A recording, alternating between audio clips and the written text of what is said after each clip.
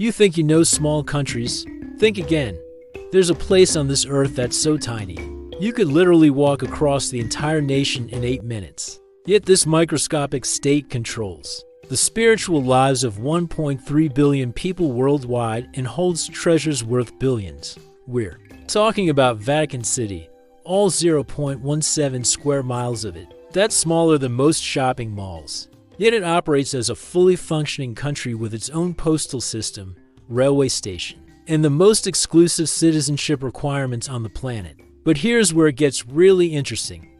What if I told you that surviving in this sacred micronation on just $600 might actually be possible? What if behind those ancient walls lie forbidden traditions that tourists never witness? Today we are going to break down the reality of life in Vatican City. From the Swiss guards who can get married only after 5 years of service, to the secret dining halls where cardinals share meals, to the papal conclave rituals so classified that breaking their secrecy results in automatic excommunication. This isn't your typical travel guide. We're going behind the scenes of the world's most mysterious nation, where every resident is handpicked, where women make up just 5.5% of the population, and where ancient traditions govern everything from morning prayers to midnight security rounds. So grab your passport. Well, actually, you won't need one, because we're about to uncover what life is really like in the planet's smallest, yet most powerful country. The moment you step across the white line in St. Peter's Square, you've officially entered another country. No border guards, no customs, no stamp in your passport, yet you've just crossed an international boundary that's older than most nations on Earth. Vatican City exists in a strange bubble where medieval traditions meet modern diplomacy, where Swiss mercenaries in Renaissance uniforms protect the Pope with modern weapons, and where the entire country could fit inside New York's Central Park 843 times over. The geography itself is mind-boggling. We're talking about 121 acres. That's it. To put this in perspective, Monaco is nearly 500 times larger. The entire country is surrounded by medieval walls, except for the southeastern border where it opens into St. Peter's Square. You could literally jog around the entire perimeter in about 20 minutes, assuming the Swiss guards let you complete the circuit without questioning your motives. But don't let the size fool you. This tiny nation punches way above its weight class. The Vatican's influence extends to every corner of the globe, with over 180 diplomatic relationships and a network of churches that reaches into virtually every country on Earth. It's like having the headquarters of a multinational corporation, except instead of selling products, they're dealing in souls and salvation. The history behind this micro-state reads like something out of a political thriller. For over 1,000 years, the Pope controlled vast territories across Italy called the Papal States. Then in 1870, the newly unified Kingdom of Italy swept in and seized everything, leaving the Pope essentially a prisoner in his own palace for 59 years. This created what Italians call the Roman Question, a standoff between church and state that seemed impossible to resolve. Enter Benito Mussolini in 1929, who signed the Lateran Treaty with Pope Pius XI. In one of history's most ironic twists, a fascist dictator solved the Vatican's territorial problems by creating the world's smallest country.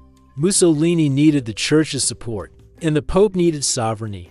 The result was Vatican City, a mere 44 hectares of independence that has outlasted the fascist regime that created it by nearly a century. This treaty didn't just create borders on a map. It established Vatican City as an absolute monarchy where the Pope holds executive, legislative, and judicial power. There's no separation of powers here when the Pope speaks on matters of faith and morals. Catholics worldwide consider his word infallible. That's a level of authority that would make any dictator jealous. Except it comes with the responsibility for over 1 billion souls. The walls that surround this tiny nation aren't just symbolic. They represent one of the most unique security challenges in the world. How do you protect a country that's also a major tourist attraction? How do you maintain sovereignty while welcoming millions of visitors annually? The answer involves some of the most elite security forces on the planet and traditions that date back over 500 years. What makes Vatican City truly unique isn't just its size or its history. It has the fact that everything here serves a dual purpose. Every building, every garden, every quarter has both a practical function and a spiritual significance. This is where the temporal meets the eternal, where earthly politics intersect with heavenly mandates, and somehow, in this tiny space, hundreds of people manage to live, work, and maintain the headquarters of one of the world's largest religions. The Swiss Guard barracks sit just inside the Vatican walls, housing what many consider the world's most famous military unit. But here is something most tourists don't realize. These aren't just ceremonial soldiers in fancy uniforms. Every Swiss Guard is a trained combatant who has completed Swiss military service before even applying for the job. They're armed with more than just halberds and good intentions. The recruitment process alone is fascinating. These men must be Swiss citizens, Catholic, single, between 19 and 30 years old, and at least 5 feet 8 inches tall. They also need to have completed Swiss military training and possess either a high school diploma or professional training certificate. Think of it as joining an elite military unit, where your dress code happens to include Renaissance-era uniforms, designed by Michelangelo's apprentices. Living quarters in Vatican City are allocated based on a strict hierarchy. The Swiss Guards get rooms in the 19th century barracks, which sounds romantic until you realize these are essentially military dormitories. Each guard gets a small room with basic furnishings, a bed, desk, wardrobe, and a window if they're lucky. It's monastic by design, practical by necessity. But the Swiss Guards aren't the only residents. Vatican City is home to approximately 800 to 900 people, making it one of the most exclusive residential areas on Earth. The population includes cardinals, priests, nuns, Vatican employees, and their families. Getting an apartment here isn't about paying rent. It is about serving the church in a capacity important enough to warrant housing within the walls. The cardinals who live in Vatican City occupy apartments that range from modest to palatial. Depending on their rank and responsibilities, these aren't your typical city apartments. We're talking about rooms with frescoed ceilings, marble floors, and windows that overlook gardens designed by masters of Renaissance landscaping. Some cardinals have private chapels in their apartments. Imagine having your own personal church in your living space. Daily routines in Vatican City follow rhythms that have remained largely unchanged for centuries. The day begins early with morning prayers. By 6 a.m., the Swiss Guards are changing shifts with ceremonial precision. Vatican employees are arriving for work, many of them commuting from apartments in Rome because housing within the walls is so limited. The working day here differs dramatically from anywhere else on Earth. Vatican employees might spend their morning cataloging ancient manuscripts in the Vatican Library, then their afternoon organizing diplomatic correspondence with world leaders, and their evening attending a papal audience in St. Peter's Square.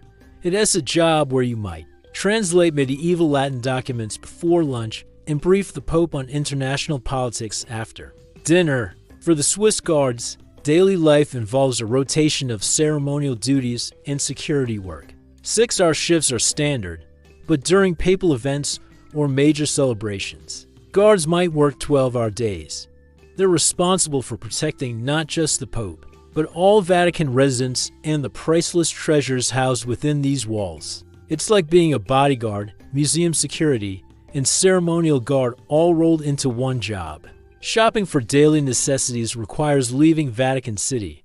There are no supermarkets, no department stores, no normal retail within the walls. The Vatican has a small supermarket called the Annona, which serves residents and employees, but for anything beyond basic groceries. It's a trip into Rome. This creates an interesting dynamic where Vatican residents are simultaneously isolated from and dependent on the surrounding city. The Vatican also operates its own post office, which is famous for being more efficient than Italy's postal system.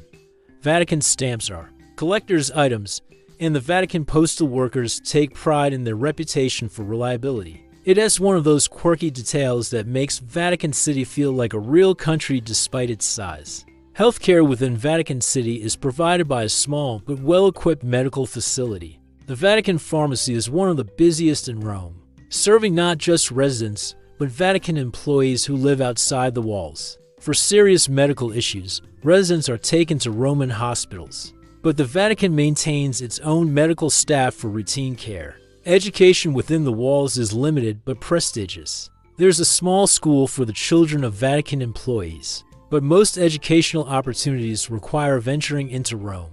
However, the Vatican operates several pontifical universities and academies that attract students from around the world. These institutions occupy buildings within Vatican City but serve an international student body. The most intriguing aspect of daily life in Vatican City might be how normal it feels despite them extraordinary circumstances. Residents wake up, go to work, eat meals, and socialize much like people anywhere else. The difference is that their workplace happens to be the center of global Catholicism. Their neighbors include some of the most powerful religious figures in the world, and their daily commute might involve walking past Michelangelo's Pieta. Evening life in Vatican City is quiet by necessity.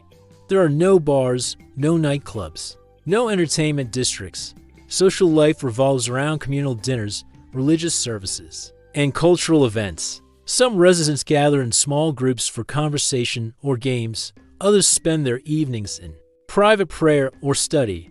It's a lifestyle that emphasizes contemplation over consumption, community over commerce. The question of food in Vatican City reveals another fascinating aspect of life in this micronation. With no restaurants open to the public and limited dining facilities for residents, food culture here operates on entirely different principles than anywhere else on Earth. The Vatican doesn't have a single McDonald's, Starbucks, or even a traditional restaurant that you could just walk into and order a meal. Instead, Vatican City operates several internal dining facilities that serve different segments of the population. The Vatican cafeteria, known as the Mensa, serves employees and residents. Think of it as the world's most exclusive company cafeteria, where you might find yourself sharing a table with a cardinal from Brazil and a Swiss guard from Zurich. The food is primarily Italian, which makes sense given the geographic location. But the Vatican chefs incorporate international influences to accommodate the diverse backgrounds of residents and workers.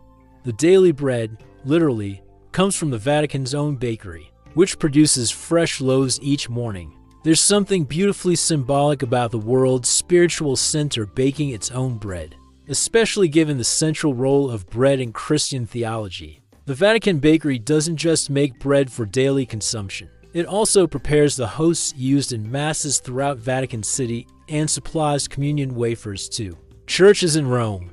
Coffee culture in Vatican City follows Italian traditions, but with a uniquely ecclesiastical twist. The Vatican operates several small coffee bars where residents can grab an espresso between meetings or before morning prayers. These aren't your typical Italian coffee bars with crowds of commuters. Picture instead a quiet space where a Swiss guard might share a morning cappuccino with a Vatican librarian, discussing everything from Renaissance art to Swiss politics. But here's where Vatican food culture gets really interesting. During major religious celebrations and papal events, special dining arrangements come into play. The Vatican kitchens can prepare meals for thousands of people. When hosting international delegations or major ceremonies, these aren't simple institutional meals. We're talking about diplomatic banquets where the menu needs to accommodate dietary restrictions from around the world while maintaining the dignity expected at papal functions. The Pope himself has a private kitchen and dining room, but papal meals are often shared affairs. Pope Francis, known for his simple tastes, frequently invites guests to join him for lunch or dinner. These meals have become legendary in Vatican circles. Imagine discussing global politics over pasta with the leader of the Catholic Church. The Pope's dining room has hosted everyone from world leaders to homeless individuals. Pope Francis has invited from the streets of Rome. Vatican residents who want dining options beyond the internal facilities must venture into Rome, which is literally just steps away. The neighborhoods surrounding Vatican City are filled with restaurants that cater to Vatican workers, offering everything from quick lunch spots to fine dining establishments. Many Vatican employees have favorite restaurants where they are known as regulars. Imagine being the local pizzeria that serves Swiss guards still wearing parts of their colorful uniforms, Shopping for groceries involves the Vatican's small supermarket, the Annona, which operates more like a private commissary than a public store. Access requires Vatican identification, and the selection focuses on basics rather than gourmet items. For specialty ingredients or international foods, residents must shop in Rome's markets and supermarkets. The Vatican also maintains its own wine cellar, which stocks wines from around the world for diplomatic functions and religious ceremonies. Vatican wine isn't sold commercially, but it's used for masses, papal audiences, and hosting international dignitaries. The cellar includes vintages from Catholic regions worldwide, wines from monasteries in France, vineyards in Chile, and small producers in Italy who consider it an honor to supply the Vatican. Meal times in Vatican City follow Italian customs, with lunch being the main meal of the day. However, the religious calendar significantly influences dining schedules. During major religious observances, meal times might shift to accommodate extended services or special events. Fasting periods are observed more strictly here than in most Catholic communities, with residents taking seriously the Church's guidelines about abstaining from meat on certain days. The most exclusive dining experience in Vatican City might be the meals served during papal conclaves, when cardinals gather to elect a new pope. They're sequestered in the Sistine Chapel area, and special catering arrangements provide their meals. These meals are prepared by nuns from religious orders, and the menu is kept deliberately simple to maintain the solemnity of the occasion. Even the dishes and utensils are checked for security purposes. Kitchen staff in Vatican City come from diverse backgrounds, but many are nuns from religious orders who have made cooking a form of service to the Church. These women bring culinary traditions from their home countries, creating a unique fusion of international Catholic cuisine. Vatican kitchens might serve Polish pierogi, Filipino adobo, and Italian risotto all in the same week, reflecting the international nature of the Catholic Church. Perhaps the most fascinating aspect of Vatican food culture is how it balances the practical needs of feeding a small population with the symbolic importance of hospitality and Christian tradition. Every meal served in Vatican City carries spiritual significance. Whether it's a simple breakfast for Swiss guards or an elaborate dinner for visiting bishops, food here isn't just sustenance. It's sacrament, diplomacy, and community building all rolled into one. The question of relationships and romance in Vatican City opens up one of the most intriguing aspects of life in this unique nation, with strict celibacy requirements for clergy and a population that's predominantly male. The social dynamics here differ dramatically from anywhere else on Earth. Yet Vatican City isn't entirely celibate. Swiss guards can marry after 5 years of service. Vatican employees often have families, and the diplomatic corps brings their spouses and children. Women in Vatican City represent just 5.5% of the population, making it one of the most gender-imbalanced societies in the world. But these women aren't just visitors or decorative figures. They're integral to Vatican operations. Female employees work in Vatican museums, serve as translators in the Secretariat of State, manage communications, and hold significant positions throughout the Vatican administration. Some live within the walls, others commute from Rome, but all navigate the unique social environment of a place where celibacy is the norm for a large portion of the population. The Swiss guards present the most interesting case study in Vatican romance. These young men, recruited in their 20s, must remain single during their initial service period. However, after 5 years, they're allowed to marry, and some choose to do so while continuing their Vatican service. Swiss guard weddings are extraordinary affairs. Imagine exchanging vows while wearing a uniform designed during the Renaissance, with your colleagues forming an honor guard with halberds and ceremonial swords. For married Swiss guards and Vatican employees, family life within Vatican City is unlike anywhere else. Children grow up playing in gardens where popes have walked for centuries. They attend Vatican schools where their classmates might be the children of diplomats from dozens of countries. These Vatican kids have a childhood that is simultaneously sheltered and cosmopolitan. They are protected within ancient walls, while being exposed to international cultures. Through their parents' work, dating in Vatican City is practically non-existent in the traditional sense. Where would you go? The closest thing to a romantic dinner would be leaving the Vatican and heading to one of Rome's restaurants for single Vatican employees. Social life often centers around Vatican-sponsored cultural events, religious celebrations, or gatherings in Rome's international community. The celibacy requirement for priests and higher clergy creates a unique social dynamic. These men have chosen to forego romantic relationships and marriage as part of their religious commitment, but this doesn't mean they lack close friendships or emotional connections. Vatican life includes deep platonic relationships, mentorship bonds, and spiritual friendships that provide emotional support and companionship. However, behind the official policies lie human stories that rarely make headlines. Vatican workers form friendships that sometimes develop into romantic relationships. When this happens between employees who aren't bound by celibacy vows, it can lead to Vatican courtships that play out against one of the world's most magnificent backdrops. Imagine your first kiss happening in the shadow of St. Peter's Basilica, or proposing marriage in the Vatican Gardens. The diplomatic community adds another layer to Vatican social life. Ambassadors to the Holy See often bring their families, creating a small international community within Vatican circles. Embassy receptions and diplomatic gatherings provide some of the Vatican's most active social opportunities, where Vatican workers might interact with spouses and families from the international community.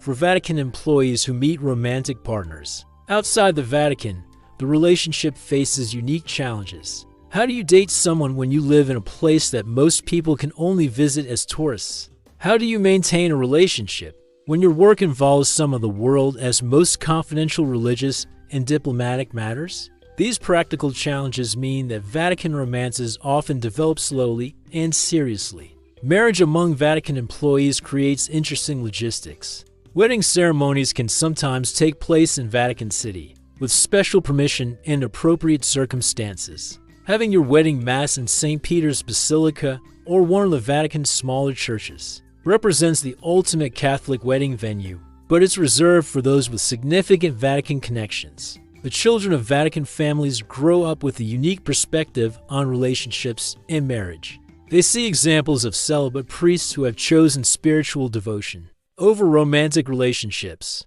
married couples who serve the church together, and single individuals who find fulfillment in religious service. This provides a broader understanding of different ways to structure adult life than most children receive. Some of the most touching relationship stories in Vatican City involve friendships that transcend the usual social boundaries. Swiss guards from different countries who become lifelong friends, cardinals who mentor young priests, nuns who form sister-like bonds while serving in Vatican offices. These relationships, while not romantic, demonstrate the deep human connections that develop when people live and work together in service to something greater than themselves. The Vatican also deals with the practical realities of relationships that don't work out. When Vatican employees go through divorces or breakups, the small community nature of Vatican City means that former couples might continue working in the same complex. The Vatican's approach to handling these situations emphasizes pastoral care and professional discretion. Perhaps most fascinating is how Vatican City handles the intersection of official church teaching about sexuality and relationships with the real-world experiences of its employees and residents, while maintaining doctrinal positions on marriage and celibacy. The Vatican community must navigate the complex human realities of attraction, friendship, loneliness, and love within its ancient walls. The result is a social environment unlike anywhere else, a place where spiritual devotion and human emotion coexist, where ancient vows of celibacy exist alongside modern relationships, and where the search for spiritual fulfillment intersects with the universal human need for connection and companionship. Vatican festivals and traditions reveal the most spectacular and secretive aspects of life in this tiny nation. While millions witness the public ceremonies like Easter Mass and Christmas celebrations, the real intrigue lies in the forbidden traditions and classified rituals that tourists never see. These range from the elaborate security protocols during papal elections to ancient ceremonies that have remained unchanged for centuries. The papal conclave represents perhaps the most secretive election process in the modern world. When a pope dies or resigns, 120 cardinals from around the globe are literally locked into the Sistine Chapel area for days or weeks until they select a new leader. The level of secrecy surrounding this process makes CIA operations look transparent by comparison. Cardinals take solemn oaths of secrecy, and violating these vows results in automatic excommunication, spiritual death in Catholic terms. During a conclave, the Sistine Chapel area becomes a fortress within a fortress. Electronic jamming devices prevent any communication with the outside world. Swiss guards check every cardinal for recording devices, cell phones, or cameras. The cardinals sleep in simple rooms within the Vatican, eat meals prepared by trusted nuns, and spend their days in prayer and deliberation with no outside contact whatsoever. The famous white and black smoke signals aren't just symbolic, they ray the only communication allowed between the conclave and the world. Black smoke means another failed vote. White smoke announces a new pope. But here is a detail most people don't know. The Vatican actually uses special chemicals to ensure the smoke color is unmistakable, because the stakes of miscommunication are too high when a billion Catholics are watching. Even more intriguing are the security measures that never make the news. The Vatican employs modern surveillance technology that would impress any intelligence agency. Every corner of Vatican City is monitored, not just for security, but to ensure that conclave secrecy remains absolute. Swiss guards who serve during conclaves receive special briefings and take additional vows of silence. The daily traditions within Vatican City follow rhythms that have persisted for centuries. Morning prayers at dawn, with bells that have called the faithful for generations. Evening vespers that echo through corridors where popes have walked since the Middle Ages. These aren't tourist attractions. They're living traditions that structure the days of Vatican residents. One of the most exclusive traditions is the Pope's private morning mass, typically held at 7 a.m. in his private chapel. Only a handful of people are ever invited to attend, making it more exclusive than any VIP event anywhere else on Earth. The Pope often uses these intimate masses to pray for specific world situations or to mark personal milestones of Vatican staff members. The Vatican also maintains traditions that would seem bizarre in any other country. There's a formal ceremony for blessing the Vatican's vehicles each year, where cars, trucks, and even the Pope's Popemobile receives special religious blessings. The Vatican gardens are blessed seasonally, with specific prayers for different plants and areas depending on the liturgical calendar. Perhaps the most fascinating forbidden tradition is the Vatican's response to potential threats against the Pope. The Swiss Guard maintains classified protocols for evacuating the Pope that involve secret passages, underground tunnels, and escape routes that date back to medieval times. These escape plans have been tested and updated continuously, but their details remain absolutely classified.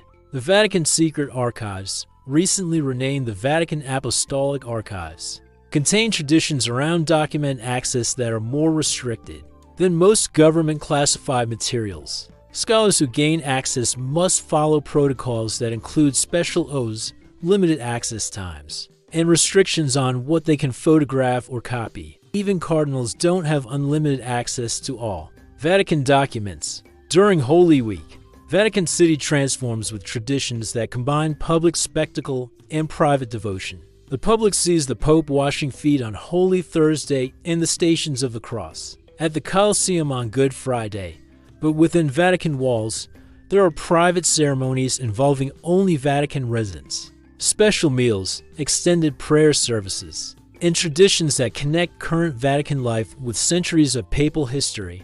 Christmas in Vatican City involves traditions that most Catholics worldwide don't realize exist. The Vatican sets up multiple nativity scenes throughout the complex, each with regional variations reflecting the international nature of the Church. Vatican employees participate in carol services sung in dozens of languages. And there is a special Christmas Eve tradition where Vatican families exchange simple gifts that reflect their various cultural backgrounds. The Pope's yearly calendar includes private traditions that never appear in public schedules. Special feast days where the Pope meets with longtime Vatican employees, blessing ceremonies for new Vatican projects, and private prayer services marking the anniversaries of previous popes' deaths.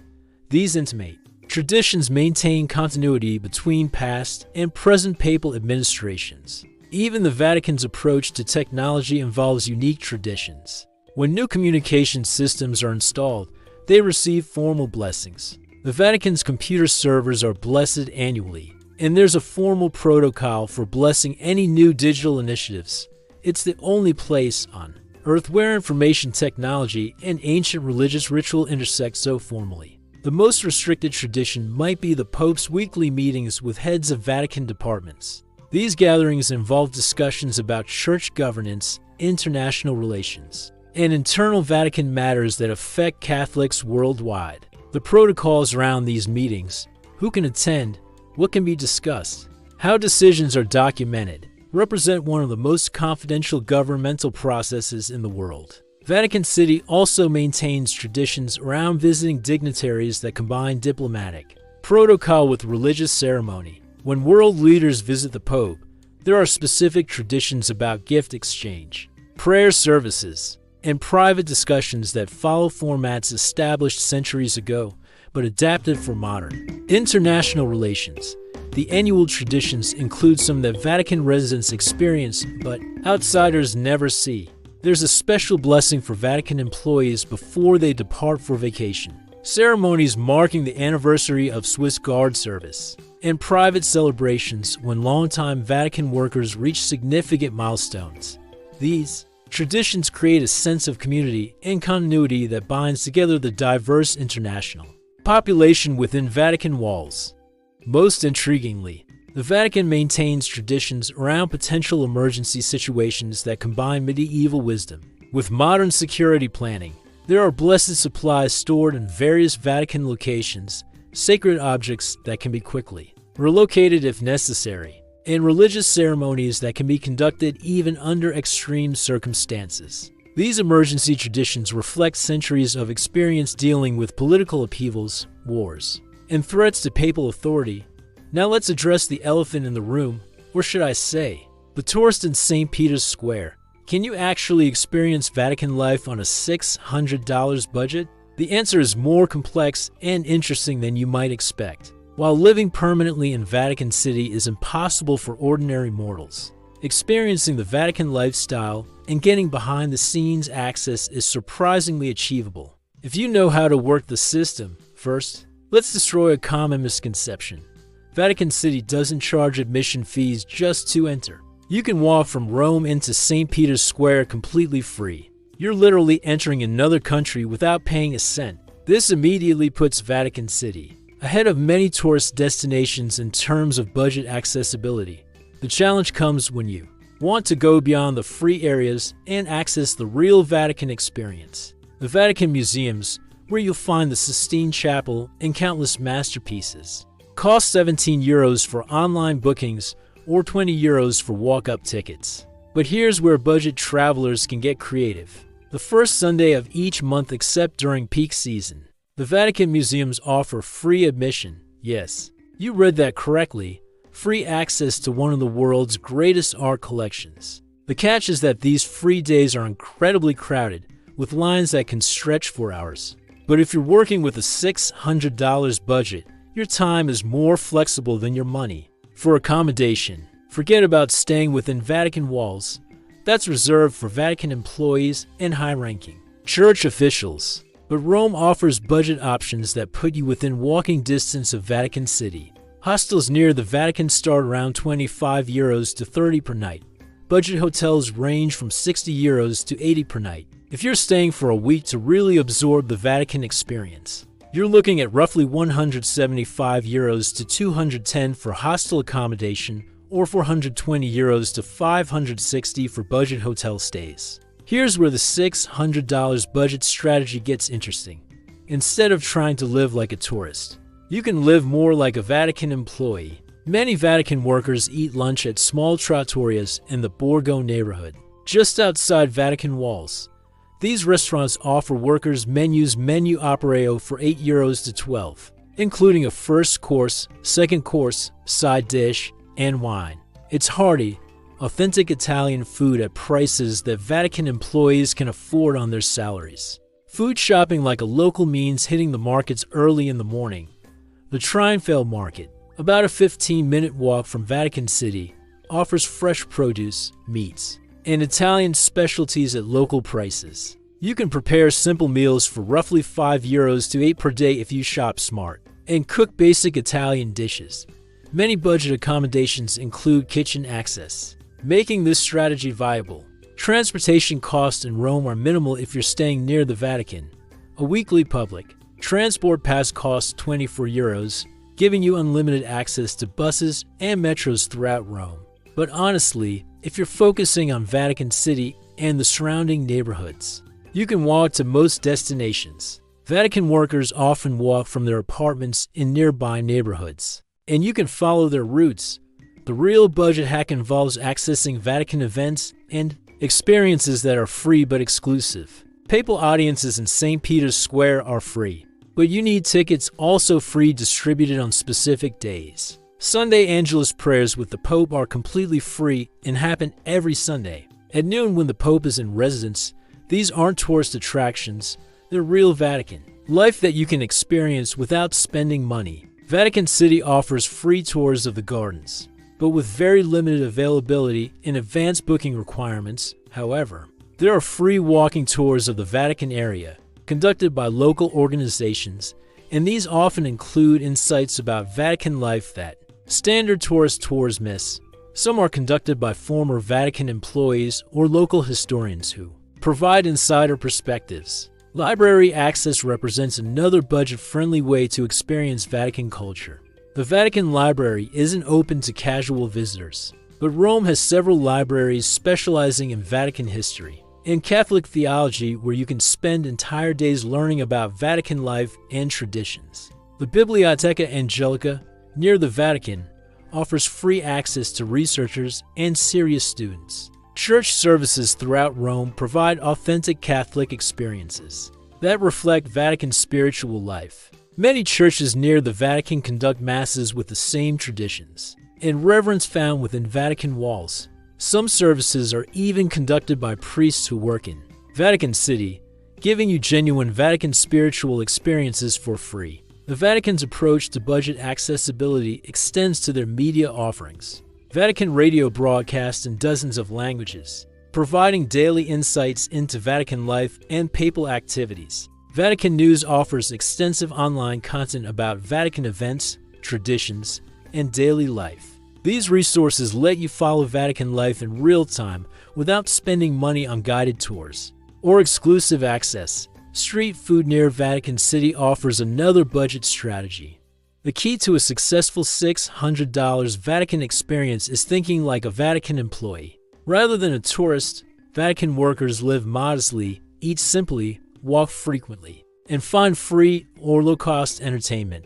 They attend free concerts at Roman churches, enjoy aperitivo at neighborhood bars with reasonable prices, and participate in religious and cultural events that cost nothing but provide rich experiences. Vatican employees also take advantage of Rome's extensive free cultural offerings. Many Roman churches contain masterpieces that rival Vatican collections, and they're free to visit. Roman archaeological sites offer free access on first Sundays of the month.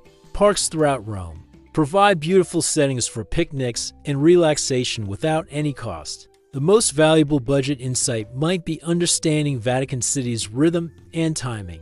Visiting during shoulder seasons, late fall, winter, early spring means lower accommodation costs, smaller crowds, and more opportunities to experience authentic Vatican life rather than tourist spectacles. Vatican workers and residents appreciate visitors who show genuine interest in their community, rather than just checking items off a tourist list. Your $600 budget breakdown might look like this: Euro, €350 for a week's accommodation, mid-range hostel, €100 for food, market shopping, and local restaurants, €50 for transportation, and miscellaneous costs, €40 for Vatican museums and other paid attractions, leaving €60 for unexpected opportunities or experiences. This budget allows for a meaningful Vatican experience that goes far beyond typical tourist itineraries. The ultimate budget success comes from recognizing that Vatican City's greatest treasures, its spiritual atmosphere,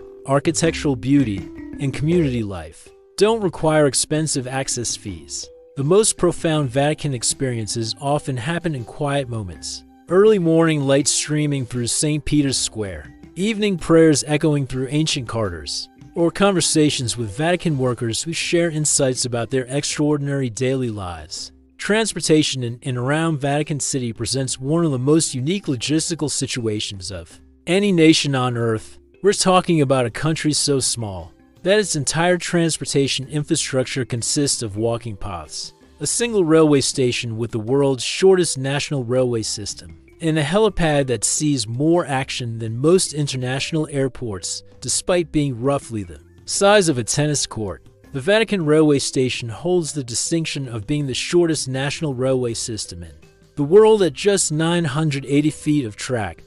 Built in 1929 as part of the Lateran Treaty, this railway connects to Italy's rail system, but is used so infrequently that its operations are more ceremonial than practical. The station primarily serves special occasions when the Pope travels by train to Castel Gandolfo, the papal summer residence about 25 miles southeast of Rome.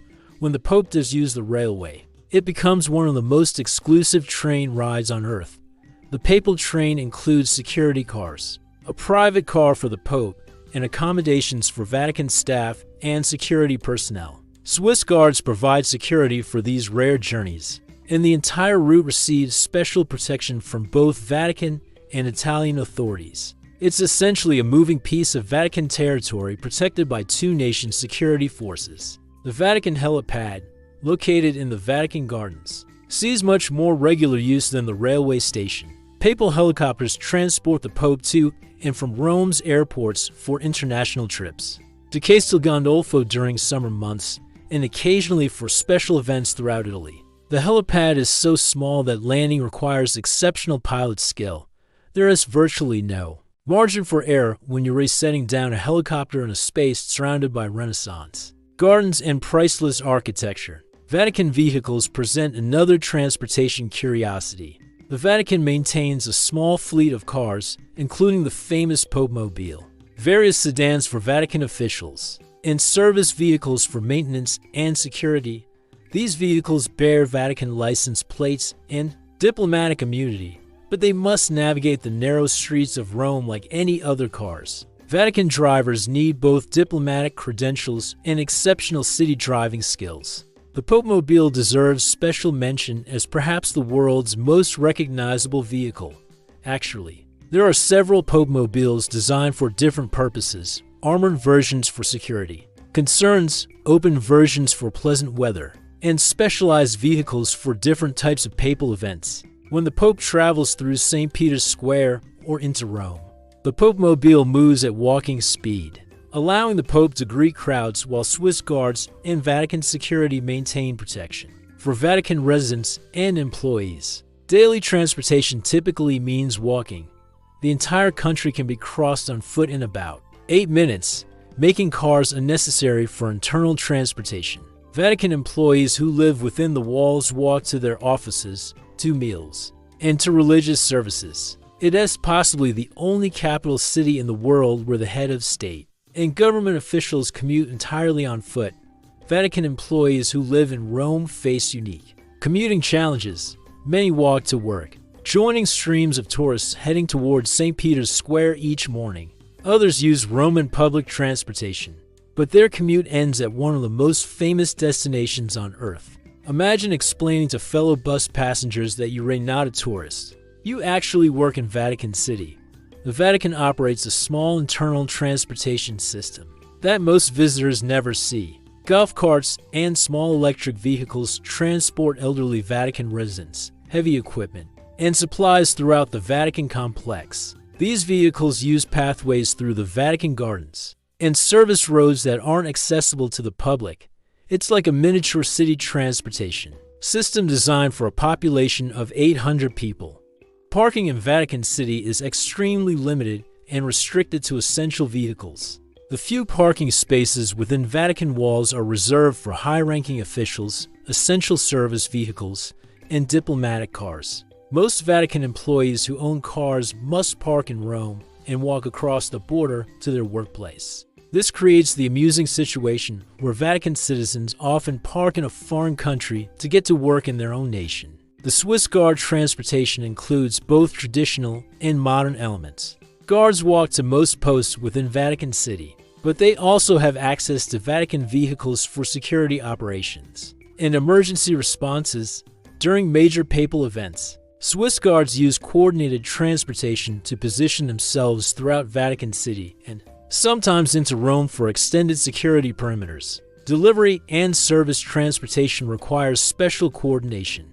Trucks delivering supplies to Vatican City must receive advance clearance and often require Swiss Guard escorts. Everything from food for Vatican kitchens to materials for restoration projects must pass through Vatican security and navigate the narrow pathways within the complex. It's like running a small city's logistics through a single, highly secured checkpoint. Emergency transportation presents unique challenges in Vatican City. Ambulances and fire trucks must be able to access any point in the Vatican quickly, but they're operating in a space filled with priceless art and architecture. Vatican emergency services coordinate closely with Roman authorities, and there are protocols for medical evacuations that can involve helicopters landing in St. Peter's Square if necessary. The Vatican's approach to modern transportation technology reflects its balance between tradition and practicality. Vatican vehicles include hybrid and electric options for environmental reasons, but they're also equipped with security features and communication systems that connect to both Vatican and Italian emergency services. The Pope has endorsed environmentally friendly transportation, leading to updates in the Vatican vehicle fleet.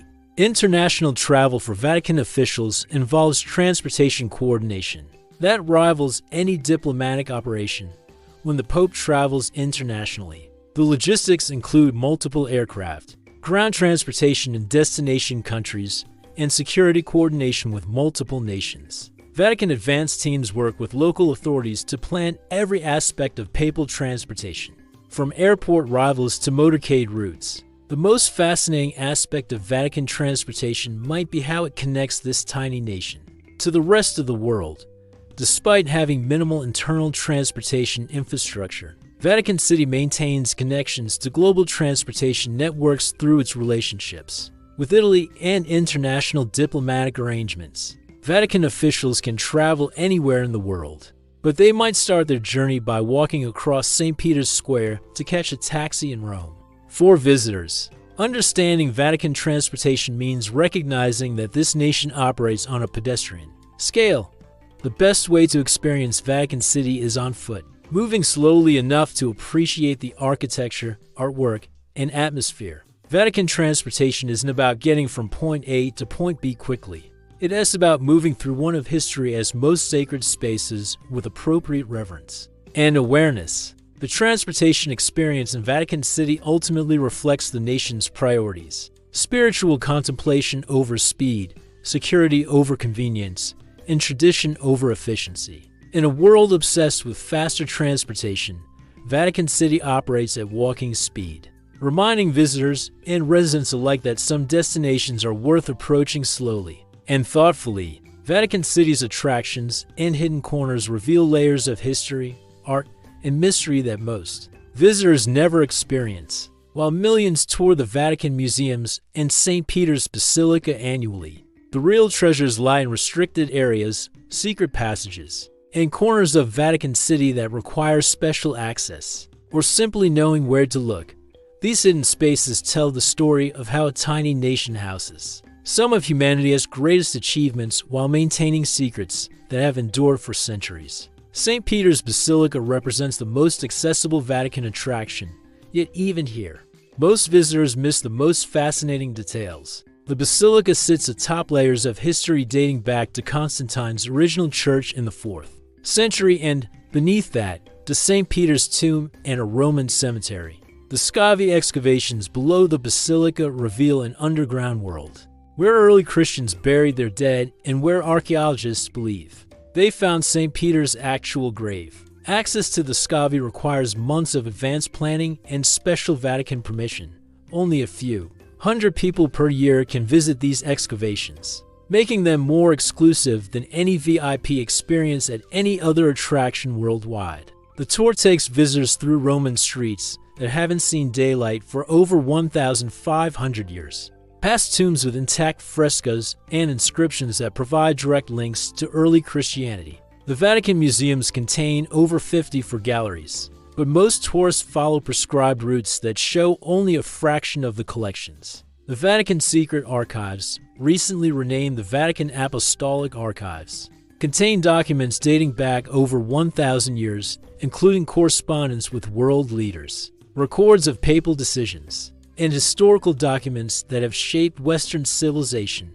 Access to these archives is extremely limited and requires scholarly credentials and specific research purposes. The Sistine Chapel, while famous for Michelangelo's ceiling and the papal conclave, contains details that most visitors miss during their brief, crowded visits. The chapel's acoustics were designed for specific musical performances, and the positioning of various architectural elements reflects theological concepts that guided Renaissance art. During non-tourist hours, the chapel becomes a place of prayer and reflection for Vatican residents. The Vatican Gardens occupy about half of Vatican City's total area but remain largely hidden from public view. These gardens aren't just decorative, they're working landscapes that include the Vatican's water systems, emergency infrastructure, and private spaces for papal recreation. The gardens contain archaeological remains from various historical periods, including pieces of the original Vatican Hill that gave this area its name. Hidden within the Vatican complex are spaces that serve practical modern functions, while maintaining historical significance. The Vatican printing press produces documents in dozens of languages, from papal encyclicals to Vatican stamps that are prized by collectors worldwide. The Vatican telephone system operates like a small country's communication infrastructure, handling everything from international diplomatic calls to internal coordination for Vatican events. The Swiss Guard barracks and training facilities occupy areas of Vatican City that tourists never see. These spaces include armories with both historical weapons and modern security equipment, training rooms where guards learn protocols that blend Renaissance tradition with contemporary security practices, and living quarters that house one of the world's most elite protective forces, the Vatican's. Underground areas extend far beyond the famous scavi excavations. Tunnels and passages connect various Vatican buildings, providing security routes and access to infrastructure systems. Some of these passages date back centuries and were used historically for papal escapes during times of political danger. Their exact locations and configurations remain classified for security purposes. The Apostolic Palace contains apartments and offices that house the Pope and Vatican administration, but much of this complex remains private. The papal apartments include not just living spaces, but also private chapels, libraries, and meeting rooms where decisions affecting Catholics worldwide are made. The level of art and historical artifacts in these private spaces reportedly exceeds what is displayed in the public Vatican museums. Vatican City's rooftops and upper levels provide perspectives on both the Vatican complex and Rome that few people ever experience. The dome of St. Peter's Basilica offers tours that take visitors partway up, but Vatican employees and special guests can access areas that provide even more spectacular views. These elevated spaces also house technical equipment for Vatican communications and security systems. The Vatican Library represents one of the world's most important collections of manuscripts, books, and historical documents. Beyond its research function, the library contains reading rooms, restoration laboratories, and storage areas that preserve materials dating back over a millennium. The library's security and climate control systems protect documents that are literally irreplaceable links to human history. Vatican workshops and restoration facilities occupy spaces throughout the complex where skilled artisans maintain and repair the Vatican's artistic treasures. These workshops include facilities for stone carving, fresco restoration, textile conservation, and metalwork. Watching Vatican craftsmen at work provides insights into techniques that have been passed down through generations of Vatican employees. The Vatican Observatory, while maintaining facilities at Castel Gandolfo, has equipment and research spaces within Vatican City. This represents one of the world's oldest astronomical research institutions, demonstrating the Vatican's historical commitment to scientific investigation. Alongside spiritual inquiry, the observatory's work continues today with modern equipment and international collaborations. Hidden courtyards throughout Vatican City provide quiet spaces for reflection and private gatherings. These areas include gardens with fountains designed by Renaissance masters, walkways lined with ancient sculptures, and open spaces where Vatican residents can enjoy outdoor time. Away from the crowds that fill St. Peter's Square, the Vatican's emergency preparedness includes hidden facilities designed to protect both people and treasures during various crisis scenarios. These spaces include secure storage for the most valuable Vatican artifacts, communication centers that can operate independently of Roman infrastructure, and areas designed to house Vatican leaders, hip during extended emergencies.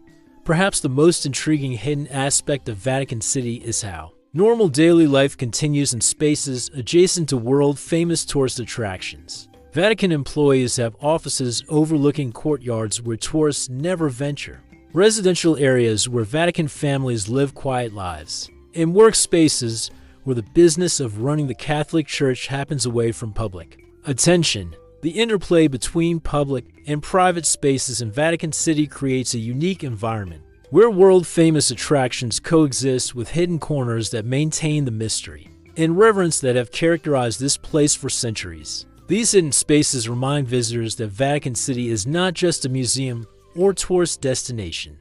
It is a living, working community that happens to house some of humanity's greatest spiritual and artistic achievements. Safety, healthcare, and education in Vatican City operate on principles that reflect both the unique security requirements of housing the Pope and the practical needs of a small residential community. The result is a system that combines world-class protective services with intimate, personalized care that's impossible to replicate in larger societies. Vatican security operates at levels that would impress intelligence agencies worldwide.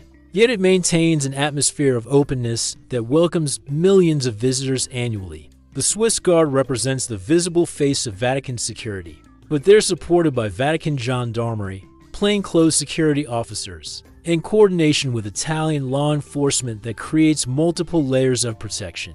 Throughout Vatican City, the Swiss Guard selection and training process ensures that Vatican City is one of the world's most elite protective forces. Each guard has completed Swiss military service before applying, undergoes extensive background checks, and receives specialized training in both traditional ceremonial duties and modern security techniques. They're trained in crowd control, emergency response, and personal protection while maintaining the ceremonial aspects of their historic role. Vatican security extends beyond personal protection to include safeguarding priceless art and historical artifacts. Every area of Vatican City has surveillance systems, climate controls, and security protocols designed to protect irreplaceable cultural treasures. The security measures are so sophisticated that they're classified, but they reportedly include technology that rivals any major museum or government facility worldwide. Healthcare in Vatican City reflects the intimate scale of this small nation. Combined with access to world-class medical resources, the Vatican Pharmacy operates as one of Rome's busiest pharmacies, serving not just Vatican residents, but also Vatican employees who live throughout Rome.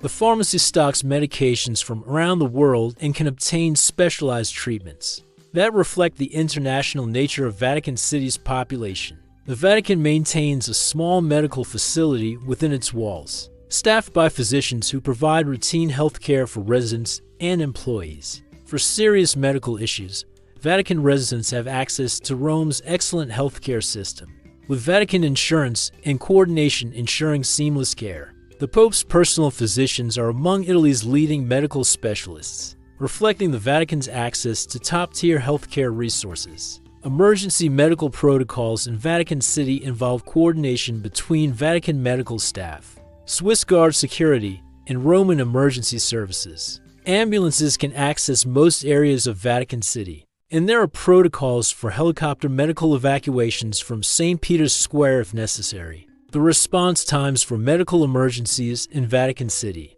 are reportedly among the fastest of any location in Rome. Education within Vatican City serves the children of Vatican employees and reflects the international, multilingual nature of this community. The Vatican school system operates classes in several languages and follows curricula that prepare students for continued education in various countries. Students might have classmates whose parents work in Vatican diplomacy, Swiss Guard service, or Vatican administration, creating an unusually diverse and internationally minded student body. Higher education opportunities in Vatican City include some of the world's most prestigious theological and philosophical institutions. The pontifical universities located within or affiliated with Vatican City attract students from every continent. These institutions offer degrees in theology, canon law, philosophy, and related fields, with faculties that include some of the Catholic Church's most respected scholars.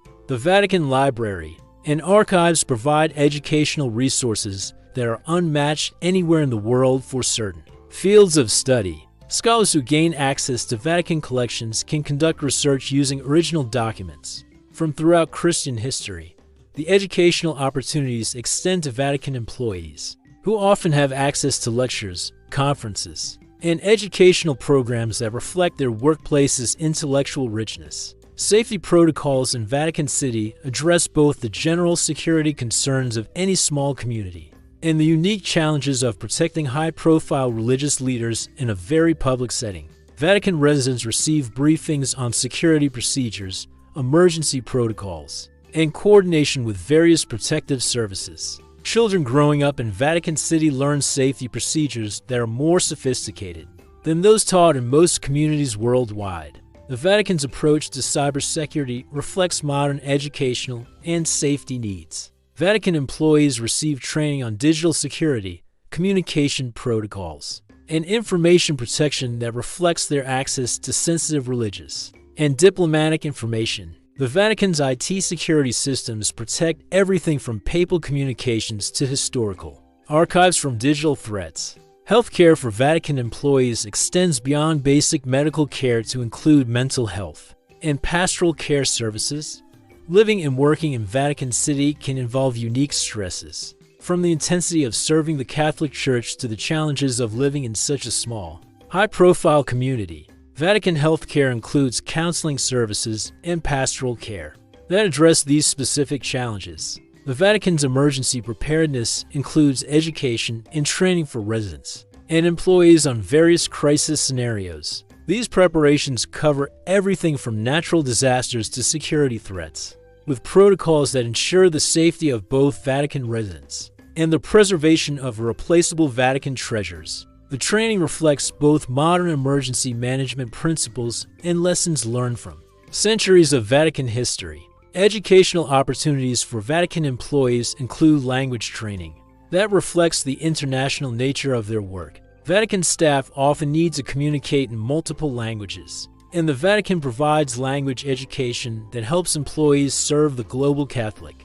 community effectively. These educational opportunities contribute to Vatican City having one of the world's most multilingual populations. The Vatican's commitment to safety extends to occupational health for employees, working with historical artifacts, restoration projects, and various Vatican operations. Special training and safety protocols protect workers who handle priceless art, work with historical chemicals and materials, or operate in areas with unique safety considerations.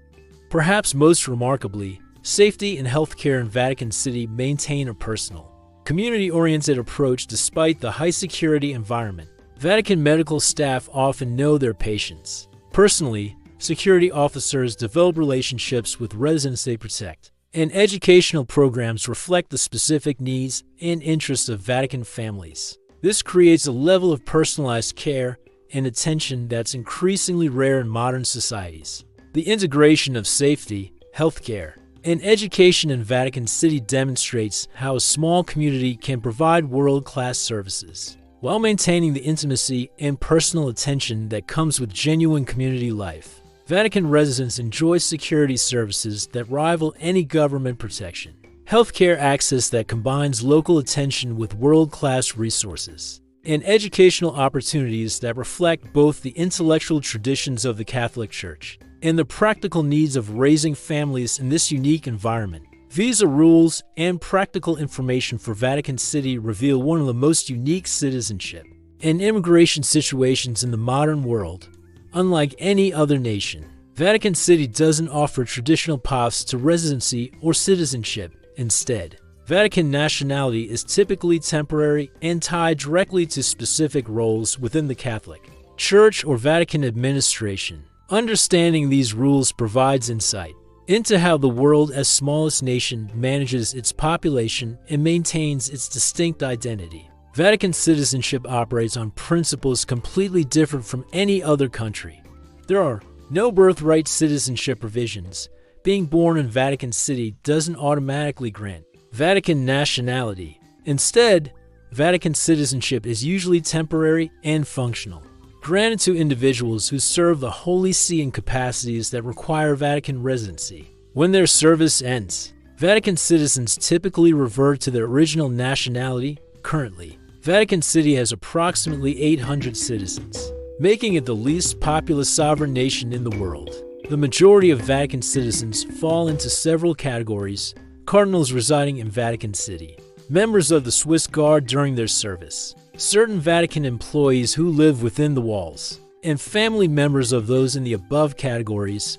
Each group receives Vatican citizenship for different durations and under different conditions. Cardinals who receive Vatican citizenship maintain it as long as they hold their positions and reside within Vatican City. However, many cardinals worldwide don't have Vatican citizenship because they live and work in their home countries. Only those who serve in Vatican administration or choose to retire within Vatican walls receive this unique nationality. The Swiss Guard represents the largest single group of Vatican citizens. Each guard receives Vatican citizenship upon beginning service and maintains it throughout their term. After completing their service, guards revert to Swiss citizenship unless they continue in other Vatican roles. This creates the unusual situation where Vatican City's military force consists entirely of foreign nationals who temporarily become Vatican citizens. Vatican employees who receive citizenship typically work in essential services that require Vatican residency. These might include senior administrators, security personnel, or individuals whose roles require them to live within Vatican walls. The decision to grant Vatican citizenship to employees considers both the nature of their work and the practical requirements of their positions. For tourists and casual visitors, Vatican City operates under completely different rules. No visa is required to visit Vatican City because entry typically occurs through Italy, and the Vatican has open borders with Rome. Visitors can walk from Rome into St. Peter's Square without any border control, passport check, or visa requirement. This makes Vatican City one of the easiest countries in the world to visit. Despite being one of the most difficult to join permanently, the practical implications of Vatican citizenship include unique diplomatic privileges and responsibilities. Vatican citizens travel on Vatican passports, which provide diplomatic immunity in many situations and grant access to countries that might restrict other nationalities. However, Vatican citizenship also comes with obligations to serve the Holy See and conduct oneself in ways that reflect Vatican values and traditions. Vatican passports are among the world's rarest travel documents. They're issued only to Vatican citizens and certain church officials who serve Vatican diplomatic missions worldwide. These passports often provide visa-free travel to countries that might require visas for other nationalities, reflecting the Vatican's unique diplomatic status and the respect accorded to Vatican representatives. The process of obtaining Vatican employment that might lead to citizenship is extraordinarily competitive and specialized. Most Vatican positions require specific qualifications related to Catholic Church service, exceptional language skills, or expertise in areas relevant to Vatican operations. Additionally, Many positions prefer or require candidates who are practicing Catholics with demonstrated commitment to church teachings. Family members of Vatican citizens can receive Vatican nationality, but this creates interesting situations for children who grow up as Vatican citizens. These children typically maintain dual nationality and must decide which citizenship to keep as adults. The experience of growing up as a Vatican citizen provides a unique perspective on international relations, religious service, and community life. Vatican City's approach to immigration control focuses on maintaining the religious and functional character of the community rather than managing population growth or economic development. The Vatican doesn't seek to increase its population or attract immigrants for economic reasons. Instead, Vatican residency serves the specific needs of Catholic Church administration and Vatican operation. The practical aspects of living in Vatican City as a non-citizen include understanding access restrictions and daily life limitations. Non-citizen residents, such as some Vatican employees and their families, might have Vatican residency permits but maintain their original nationality. These individuals enjoy many privileges of Vatican life while remaining citizens of their home countries. Vatican City's relationship with Italian immigration law creates unique situations for Vatican residents and employees. Many Vatican workers live in Rome and commute to Vatican City daily, navigating between Italian and Vatican jurisdictions. This requires understanding both Italian residency requirements and Vatican employment regulations for scholars, journalists, and researchers interested in extended Vatican access. The application processes involve Vatican institutions rather than traditional immigration channels. Research permits, media accreditation, and scholarly access require applications through Vatican offices and often involve lengthy review processes that consider both qualifications and the nature of proposed work. The Vatican's diplomatic missions worldwide employ individuals who might receive special Vatican documentation without full Vatican citizenship.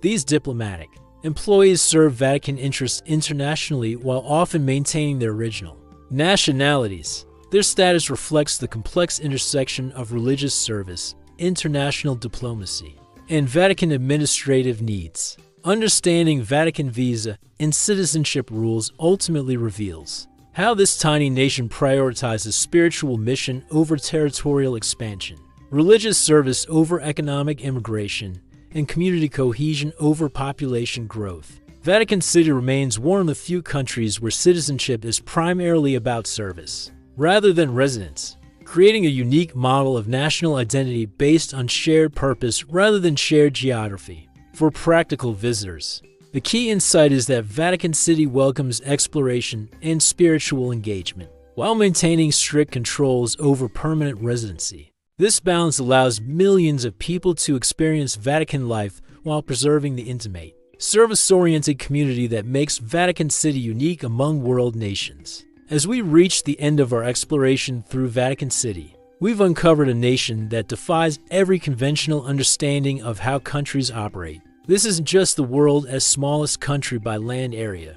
It is a complete reimagining of what a nation can be, when spiritual purpose supersedes territorial ambition, when ancient traditions guide modern diplomacy, and when a community of 800 people manages to influence the lives of over 1 billion Catholics worldwide. The $600 budget challenge we explored isn't really about money. It is about understanding that Vatican City's greatest treasures do require wealth to access. The most profound experiences here happen in moments of quiet contemplation in St. Peter's Square at sunrise, in conversations with Swiss guards who've dedicated years of their lives to service, or in witnessing the daily rhythms of a community that has maintained its spiritual focus for over 500 years. The forbidden traditions and secret rituals we uncovered reveal a nation that understands the power of mystery in an age of complete transparency. While most countries struggle to maintain any sense of national mystique in our interconnected world, Vatican City has preserved traditions and ceremonies that remain genuinely secretive, creating an atmosphere of reverence and wonder that's increasingly rare in modern society. Perhaps most fascinating is how Vatican City balances seemingly contradictory elements. It is simultaneously the most exclusive and most welcoming place on Earth. Citizenship is nearly impossible to obtain, yet millions of visitors are welcomed annually. The Pope lives in luxury surrounded by priceless art, yet Vatican life emphasizes simplicity and service. Ancient traditions govern daily life, yet Vatican City embraces modern technology and international diplomacy. The relationships and social dynamics within Vatican walls demonstrate how communities can function when united by shared purpose rather than just shared geography. The Swiss guards who can marry after 5 years of service, the Vatican employees who raise families in the shadow of St. Peter's Basilica, and the cardinals who've given up traditional family life for spiritual service, all contribute to a social experiment that has succeeded for centuries. Living in Vatican City requires sacrifices that most modern people would find difficult to accept: limited privacy, restricted personal freedom, constant scrutiny, and subordination of individual desires to institutional needs. Yet Vatican residents and employees consistently report high levels of satisfaction with their lives, suggesting that purpose and community can compensate for many modern conveniences. The transportation systems, food culture, and daily routines we explored reveal how Vatican City has adapted to modern realities while maintaining its essential character. The world's shortest railway system might seem absurd, but it represents Vatican City's commitment to maintaining sovereign dignity, even in practical matters. The emphasis on walking and community meals reflects values that prioritize reflection and relationship over efficiency and individualism. Vatican City's approach to safety, healthcare, and education demonstrates how small communities can provide world-class services while maintaining personal attention and genuine care. In an era when most institutions struggle to balance quality with scale, Vatican City proves that some services improve when delivered on a more intimate, personal level. The hidden corners and secret areas throughout Vatican City remind us that some of the world's most important work happens away from public attention. While millions visit the public areas of Vatican City annually, the real business of maintaining global Catholicism happens in offices, meeting rooms, and private spaces where dedication to service takes precedence over recognition or fame.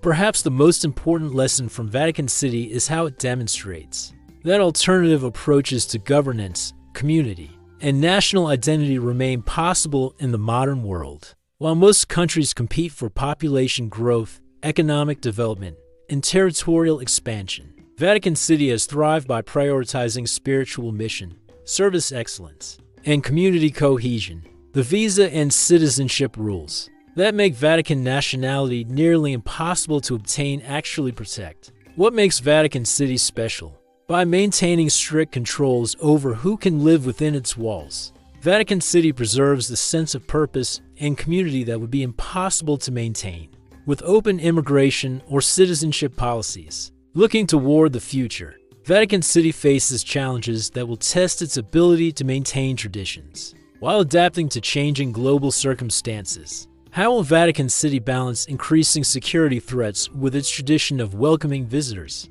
How will it incorporate new technologies while preserving ancient traditions? How will it maintain its intimate community atmosphere as global Catholic populations shift and change? Yet Vatican City's track record suggests remarkable resilience and adaptability. This nation has survived the fall of empires, to world wars, massive social changes, and numerous internal crises while maintaining its essential character and mission. The same commitment to spiritual service that has sustained Vatican City for centuries will likely guide its responses to future challenges. For travelers, Vatican City offers something increasingly rare in our modern world: the opportunity to experience a genuine alternative way of organizing human society. Whether you're spending $600 over a week or $60 for a day visit, Vatican City provides insights into how purpose, tradition, and community can create meaning and satisfaction that material wealth alone cannot provide. The final invitation is to approach Vatican City not just as a tourist destination or historical curiosity, but as a living example of how human communities can organize themselves around shared values and spiritual purposes. In our age of increasing individualism and material focus. Vatican City demonstrates that some of humanity's greatest achievements come from dedication to something larger than personal success or comfort. So whether you're planning a budget adventure to Vatican City or simply reflecting on alternative ways of living, remember that this tiny nation offers lessons that extend far beyond its ancient walls. Vatican City proves that size doesn't determine significance, that tradition can coexist with innovation, and that communities united by shared purpose can achieve extraordinary things, while maintaining the personal relationships and spiritual depth that make life meaningful. Comment below if you're inspired to experience Vatican City yourself. And don't forget to subscribe for more explorations of the world's most unique places and communities. The world is full of hidden corners where people are living extraordinary lives. Vatican City just happens to be the most famous example of how differently human society can organize itself when guided by principles beyond power and profit.